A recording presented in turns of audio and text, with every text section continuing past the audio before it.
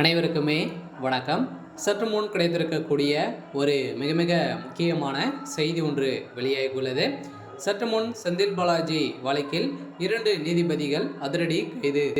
அலறடித்து வந்த முதல்வர் ஸ்டாலின். இது மாதிரி செய்திகள் வெளியாயிருக்கு.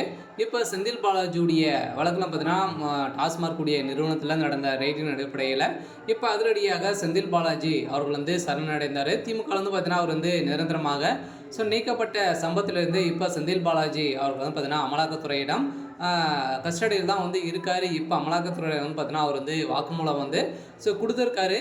இந்த நிலையில் தான் இப்போ அதிரடியாக 2வது முறையாக ரைடுகள் நடந்தது இல்லையா. இந்த ரைடின் அடிப்படையில் உதயநிதியுடைய நண்பராக இருந்த மூவர் பார்த்தீங்கன்னா அதிரடியாக இப்போ கைது செய்யப்பட்டிருக்காங்க.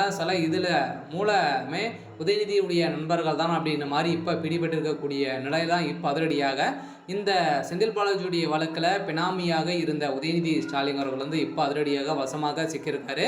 இப்போ குறைந்தபட்சமே 1000 கோடிக்கு மேலே மெகா ஊழல் நடந்திருக்கு அப்படின்றத நிரூபணமாகி அமலாக்கத்துறை பார்த்தீங்கன்னா வழக்கு பதிவு செய்து இந்த வழக்கு நிலவில் இருக்குது. இருந்தாலுமே மீண்டும் 2வது முறையாக இந்த வழக்கின் அடிப்படையில் ரைடுகள் நடந்தது. இந்த ரைடின் அடிப்படையில் இப்போ அமலாக்கத்துறை பார்த்தீங்கன்னா அதிரடியாக ஒரு அப்டேட் கொடுத்துருக்காங்க. உதயநிதி தான் அந்த சார் அப்படின்ற மாதிரி இப்போ உதயநிதி ஸ்டாலின் கதையை முடிய போகுது. இதை பற்றி இந்த வீடியோவில் நம்ம முழுமையாக பார்க்கலாம். அதுக்கு முன்னாடி நம்ம சேனலுக்கு இப்போ தான் நீங்கள் முதல் முறையாக வந்திருக்கீங்க அப்படின்னா மறக்காமல் நம்மளுடைய சேனலை சப்ஸ்கிரைப் பண்ணி சப்போர்ட் பண்ணுங்கள். வாங்க வீடியோக்குள்ளே போகலாம். பார்த்தீங்கன்னா செந்தில் பாலாஜி அவர்கள் ஏற்கனவே திமுக ராஜினாமா செய்து இப்போ அமலாக்கத்துறை கஸ்டடியில் இருக்கார்.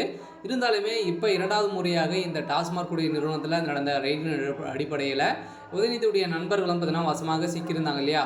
இது பார்த்தீங்கன்னா நிரூபணம் பண்ணி திருச்சி சூர்யா அவர்களுக்கு கொடுத்த அப்டேட்டின் பிரகாரம் பார்த்தீங்கன்னா இப்போ மூவரும் அதிரடியாக கைது செய்யப்பட்டிருக்காங்க. இருந்தாலுமே இப்போது தெரிய காரணமே செந்தில் பாலாஜி தான். ஆனால் தான் செந்தில் பாலாஜியை விட்டுவிட்டு இப்போது நெருக்கமாக உதயநிதி பக்கம் சென்று விட்டார்கள். இந்த ரகசியமான பல திமுக எம்எல்ஏக்கள் செந்தில் பாலாஜி பக்கம் உள்ளனர். இருந்தாலுமே இதை திருச்சி சூர்யா அவர்களும் பார்த்தீங்கன்னா ஓப்பனாகவே சொல்லியிருக்கக்கூடிய நிலையில் தான் இந்த டாஸ்மாக் தொடர்பான வழக்கில் அமலாக்கத்துறை விசாரணைக்கு தடை விதித்து உச்சநீதிமன்றம் உத்தரவு பிறப்பித்துள்ளது. இதனால் அமலாக்கத்துறை அதிரடியாக அனைத்து உறவுகளும் மீறி செயல்படுத்தி உச்சநீதிமன்றத்தில் இப்போ பார்த்தீங்கன்னா அதிரடியாக செந்தில் பாலாஜியுடைய கதையை முடிக்கிறதுக்காக திமுக அயராத பாடுபட்டு வந்தாலுமே செந்தில் பாலாஜி பக்கம் பார்த்தீங்கன்னா ஒரு 30 எம்எல்ஏக்கு மேலே பார்த்தீங்கன்னா அவருடைய பக்கம் இருக்காங்க.